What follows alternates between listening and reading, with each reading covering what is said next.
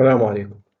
Saliva analysis, the normal and the abnormal salivary flow rate, the normal and the abnormal salivary composition, the techniques to collect saliva sample, and its clinical applications. Saliva is a readily available body fluid. Obtaining some salivary samples is simple and safe, but it has to be standardized because of the wide diurnal variations. Here are some of the clinical applications in clinical practice for the value of salivary analysis. In Sjogren syndrome, the resting whole salivary flow rate should be 0.1 milliliter per minute or less, and the stimulated salivary secretion would be less than 0.5 milliliter per minute. Celiac disease, the antibodies, the IgA, AGA to gliadin, the major component of the gluten, is found in saliva and in the serum and can be detected easily in saliva, although it's a little bit less sensitive than detecting it in the serum. Cystic fibrosis, there is also dramatic elevation in the salivary protein and the calcium concentration. In parotomegaly, sialidinosis or sialosis, there is excessive amylase stimulation in the cases of stimulatory proteodyscalia or inhibition of the salivary amylase in the inhibitory proteodyscalia. In the cases of HPV-related oropharyngeal cancer, the presence of the human papillomavirus DNA and/or the antibodies can be detected in the saliva. The anti-P53 antibodies is an important biomarker for oral cavity cancer outcome, and salivary progesterone assay can be helpful in some clinical purposes. The composition of mixed saliva, mixed between the major salivary gland and the minor salivary gland secretions, contains various inorganic and organic chemicals, the concentration of which varies widely according to whether the saliva collected was the resting, unstimulated saliva or the stimulated saliva by chewing or by citric acid, for example, a stimulation. There are also some other variations reflecting diurnal variations, changes after things like smoking, last meal, toothbrushing, or medical conditions. Generally speaking, the composition of mixed saliva would reflect 4 different groups of chemicals: the protein and the salivary amylase and other enzymes would usually reflect the assigner functions, the assigner part of the salivary secretory unit. The immunoglobulins would reflect another part of the salivary functions, the lymphocytes and the lymphatic system surrounding the salivary unit. And then there is the inorganic electrolytes, which usually reflects the functions of the tubular part of the salivary units. It's here that most of the reabsorption of the sodium and the chloride would take place, and the active secretion of things like potassium and bicarbonate would also take place. And there are finally some other markers like histamine and glucose and urea and creatinine and cholesterol, which would reflect the serum levels of such constituents and can be useful in the monitoring of the systemic diseases. Measuring salivary flow rate or analyzing salivary composition can be performed in 4 different conditions: in the stimulated and the unstimulated total saliva examination, and the stimulated and the unstimulated saliva collection from an individual gland, like for example the parotid.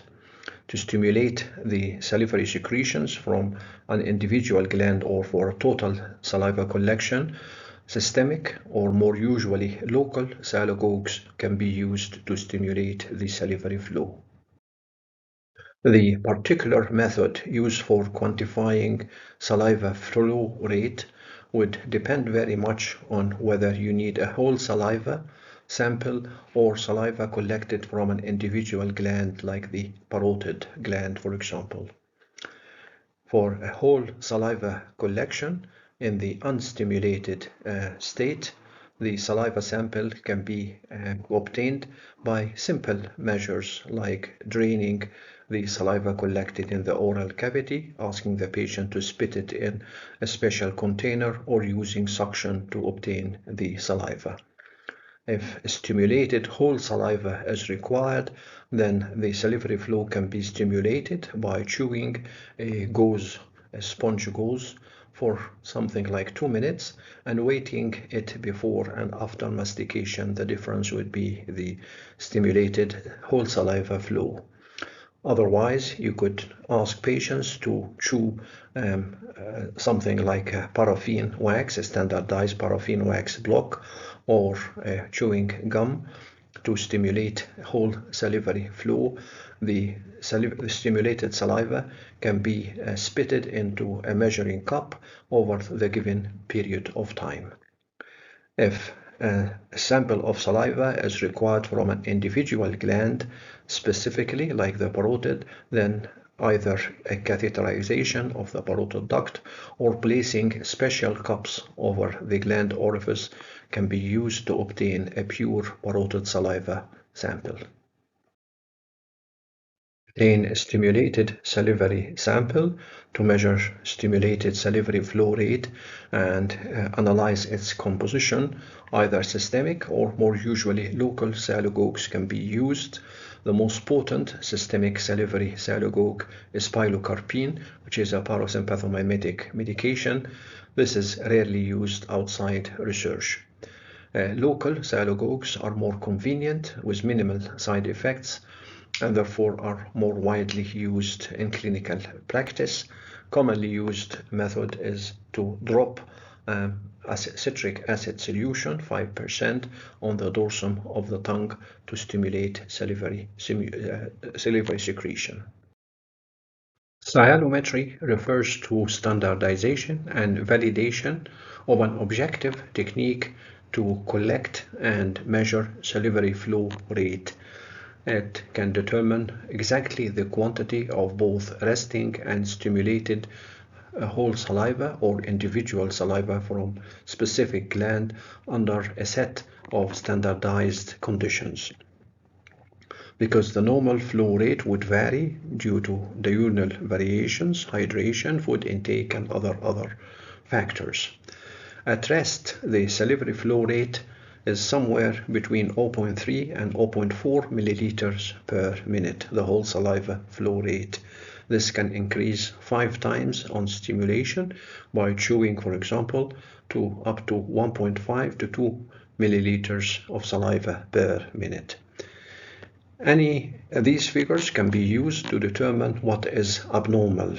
For example, if the unstimulated whole saliva flow rate is less than 0.1 milliliter rather than 0.3 to 0.4, and the stimulated salivary flow rate is less than 0.5 milliliter per minute rather than 1.5 or 2 milliliters of saliva per minute, then this can indicate objectively hyposecretion. Minimize the wide variation in the salivary flow rate and composition. Patients are instructed to refrain from eating, drinking, chewing gums, brushing their teeth, using mouthwash, or smoking for at least 90 minutes before the sialometry test. The preference is to do the test in the morning hours at a particular time to minimize the diurnal variations. Patients are instructed for the whole saliva collection, to begin collecting the saliva immediately after an initial swallow, and to spit the collected saliva in a special graduated tube as soon as they feel it collecting in their mouth, and not to swallow this for a given period of time. Saliva will be collected for a specific length of time. This is usually 2 minutes for the stimulated whole saliva and 5 minutes for the unstimulated whole saliva. You start first with the unstimulated whole saliva flow rate and then follow this with obtaining the sample of the stimulated whole saliva. When the patient is asked to chew on a standard piece of paraffin wax or a gum base and repeat the tests in the same way, like spitting of any collected saliva in a standardized tube without swallowing it. The amount of saliva collected, whether stimulated or unstimulated, can then be obtained by weighting the tubes and subtracting its pre-weight from the newly weight after being loaded with saliva. The values would be expressed in grams per minute, which are considered equivalent to milliliters per minute. To obtain an individual gland sialometry, like saliva from parotid gland, two methods can be employed, either cannulating the parotid duct with a polythene catheter, or better still, using Carlson Crittenden cups. These cups are non-invasive and safe to use. They are double-chambered cups. The inner cup is placed directly over the ampulla of the parotid orifice. The outer chamber is connected to a suction device, and this suction would keep it in close contact with the oral mucosa during the process of collecting the saliva from the parotid orifice. The two chambers are separated by this shelf. This ensures that the saliva produced is sucked from the parotid gland only. The test would be ideally performed at midday, say 12 o'clock, to minimize the diurnal variation in the salivary composition, and it should be 2 hours after the last meal, and two samples will be obtained, a resting and a stimulated salivary samples. The resting sample would take a bit longer to collect, more than the whole saliva collecting time of 5 minutes. This will be 10 minutes for the resting saliva collection of an individual gland. Stimulation of the secretion by 2 to 5% citric acid solution drops placed on the dorsum of the tongue and allowed for say 3 minutes to start working, and then collection of the saliva for specified time, 2 minutes or more, depending on the flow rate. It is rather difficult to obtain a pure saliva sample from a submandibular or sublingual gland individually because of the proximity of the two pairs of the ducts and the anterior part of the floor of the mouth, and because these ducts, the four orifices, are interconnected by numerous communicating channels between the duct systems of the four glands.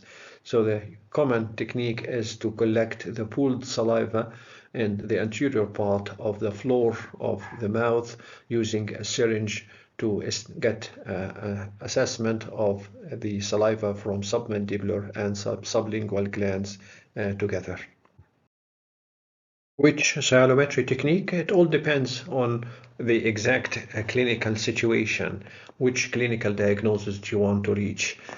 Sometimes the choice is between sialometry, the flow rate, like for example in Sjogren's disease, or the sialochemistry, like for example in sialosis or sialadenosis. Whether to use whole saliva or individual glands would again depend on the clinical situation. Whole saliva for diffuse salivary tissue disorder, and individual glands in, say, parotomegaly, for example. A clinical example is in Sjogren's syndrome. We don't need to get samples from individual glands. We can take whole saliva sample, which is usually easier and safer to obtain. And we don't need sialochemistry as much as we need sialometry. It's the flow rate which is going to determine the diagnosis rather than the composition of the saliva.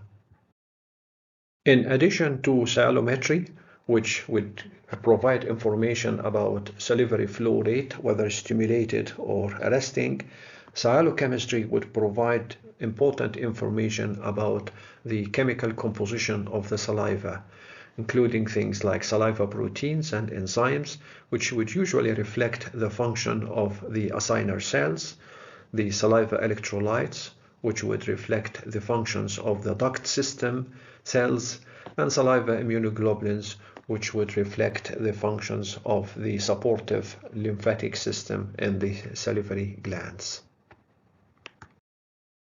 Pathologic changes in saliva electrolytes would usually reflect a defect in the duct cells of the salivary secretory unit. For example, in Sjogren's syndrome, where duct cells are damaged first, you would find a raised level of sodium and chloride ions. These are the ions that are meant to be absorbed by a functioning tubular ductal cells. The same would be expected with radiation damage induced by radiotherapy in the treatment of cancer. You would find in the saliva of parotid raised sodium and chloride levels in addition to calcium and magnesium. This is again due to the damage of the duct cells.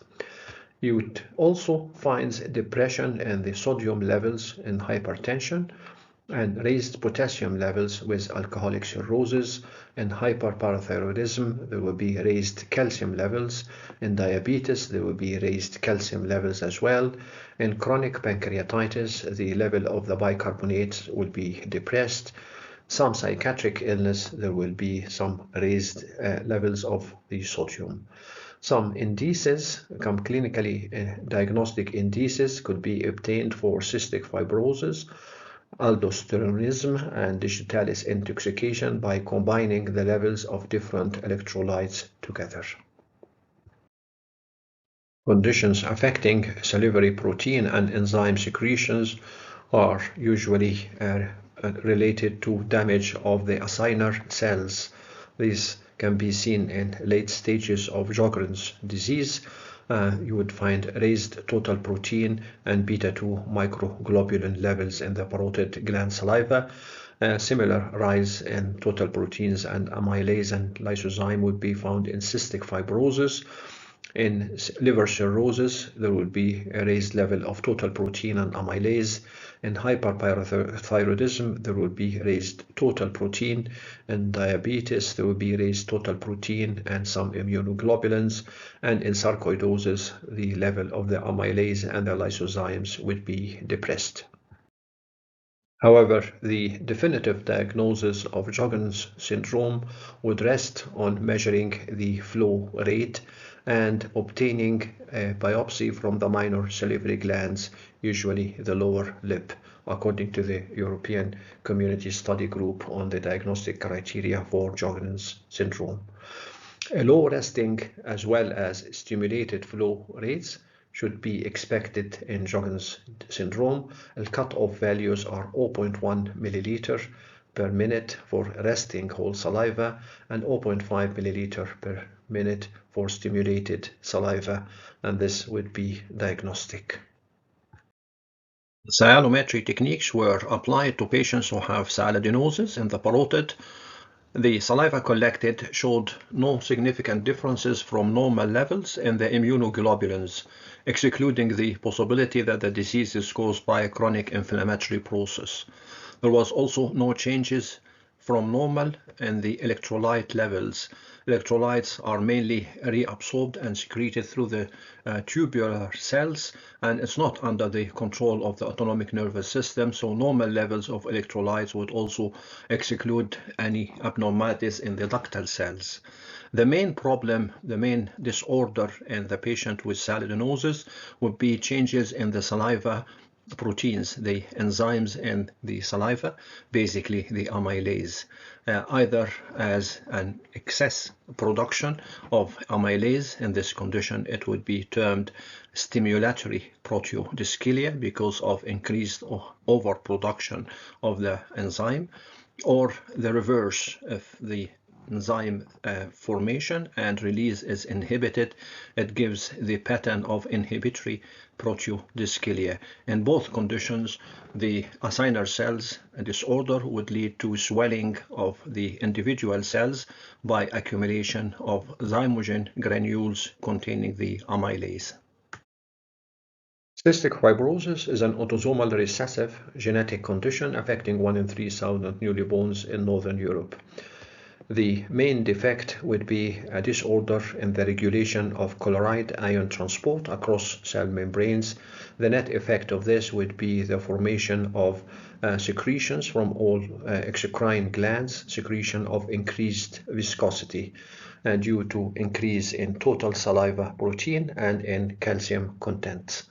And although the volume of the total saliva production may not be too disturbed, there will be significant changes in the salivary chemistry, marked by a dramatic elevation in salivary proteins and calcium concentrations. The net effect of this would be predisposition to salivary duct blockage and stone formation.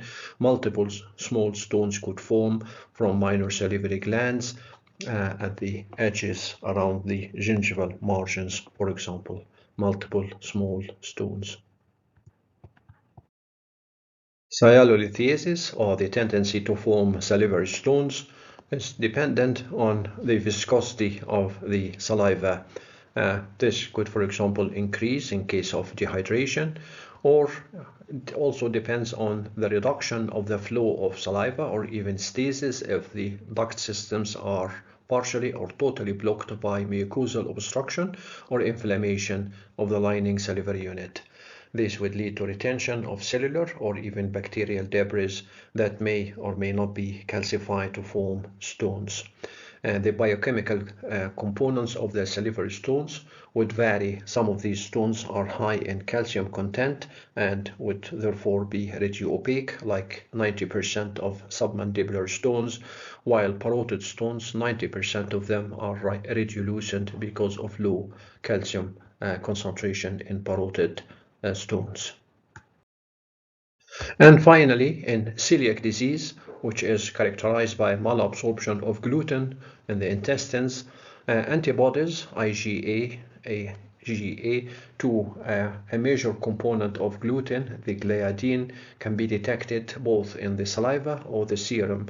So detecting these antibodies in saliva could be useful as a screening test, although it is less sensitive than detecting the IgA in the serum. By this, we come to the end of this presentation on sialometry and sialochemistry, the technique and the clinical applications. Assalamu alaikum.